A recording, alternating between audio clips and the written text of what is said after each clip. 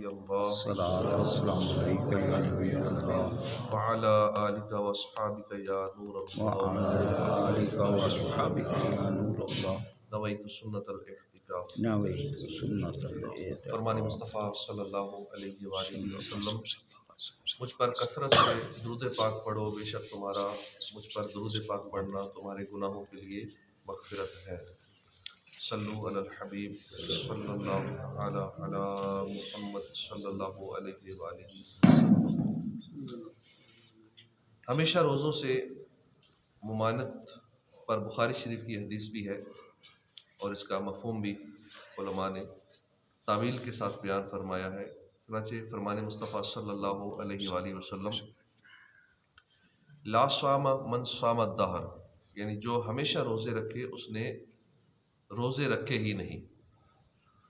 شارح بخاری حضرت علامہ مفتی محمد شریف الحق امجدی رحمۃ اللہ علیہ اس حدیث پاک کے تحت لکھتے ہیں کہ اگر اس خبر کو نہیں کے معنی میں مانیں، یعنی اگر اس حدیث کا یہ معنی لیں کہ ہمیشہ روزے رکھنا منع ہے اور جو رکھے گا تو اسے کوئی ثواب نہیں ملے گا، تو اس صورت میں حدیث کا یہ ارشاد ان لوگوں کے لیے ہے کہ جنہیں مسلسل روزہ رکھنے کی وجہ سے اس کا ظن غالب ہو کہ اتنے کمزور ہو جائیں گے کہ جو حقوق ان پر واجب ہیں ان کو ادا نہیں کر پائیں گے، خواہ وہ حقوق دینی ہوں یا دنیاوی ہوں، مثلا نماز، جہاد، بچوں کی پرورش کے لیے کمائی۔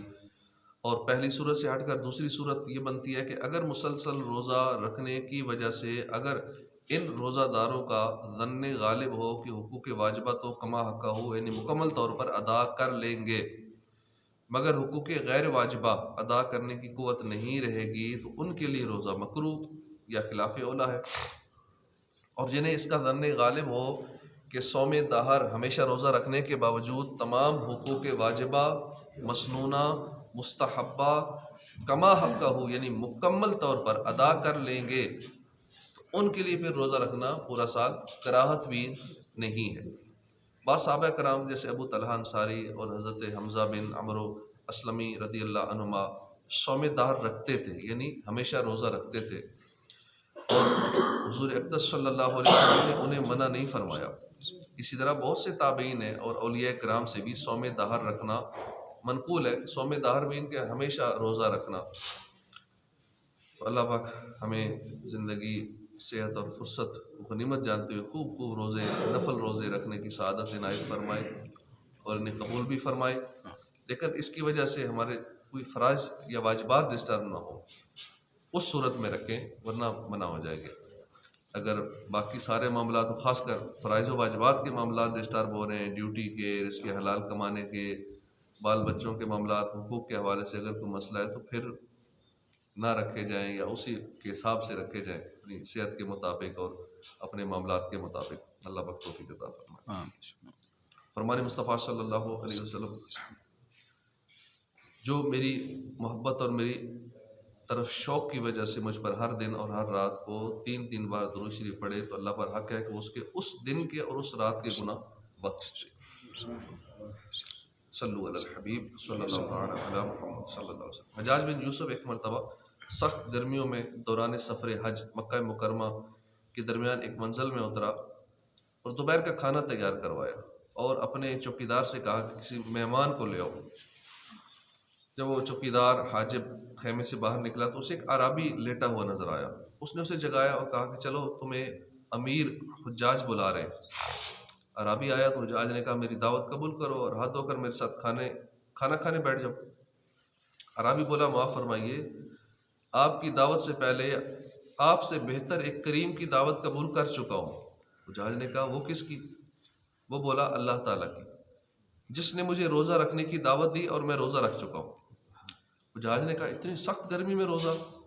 عرابی نے کہا کہ ہاں، قیامت کی سخت گرمی سے بچنے کے لیے۔ حجاج نے کہا آج کھانا کھا لو اور یہ روزہ کل رکھ لینا۔ عرابی بولا کیا آپ اس بات کی ضمانت دیتے ہیں کہ میں کل تک زندہ رہوں گا؟ حجاج نے کہا یہ بات تو نہیں ہے۔ عرابی بولا تو پھر وہ بات بھی نہیں ہے۔ یہ کہا اور چل دیا۔ اللہ رب العزت کی ان پر رحمت ہو، ان کے صدقے ہماری بے حساب مغفرت ہو۔ اللہ کے نیک بندے کسی دنیاوی حاکم کے روب میں نہیں آتے، اور یہ بھی معلوم ہوا کہ جو عاشقان رسول یہاں کی گرمی برداشت کر کے روزہ رکھتے ہیں وہ کل قیامت کی ہولناک گرمی سے محفوظ رہیں گے انشاءاللہ۔ حضرت سیدنا نافع فرماتے ہیں کہ سیدنا عبداللہ بن عمر رضی اللہ عنہما اپنے بعض ساتھیوں کے ساتھ ایک سفر میں تھے، راستے میں ایک جگہ ٹھہرے اور کھانے کے لیے دسترخوان بچھایا۔ ادھر میں ایک چرواہا آیا، بکریاں چرانے والا۔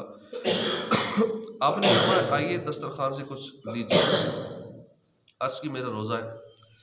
حضرت سیدنا عبداللہ بن عمر نے فرمایا کہ کیا تم اس سخت گرمی کے دن میں نفل روزے رکھے ہوئے ہو جبکہ تم پہاڑوں میں بکریاں چرا رہے ہو؟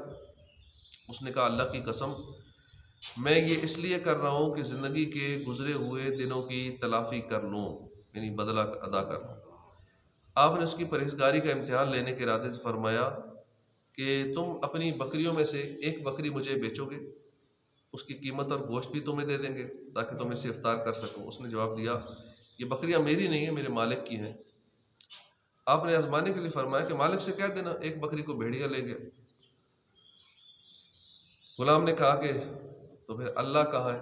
اللہ تو دیکھ رہا ہے، وہ تو حقیقت کو جانتا ہے، اس پر میری پکڑ فرمائے گا۔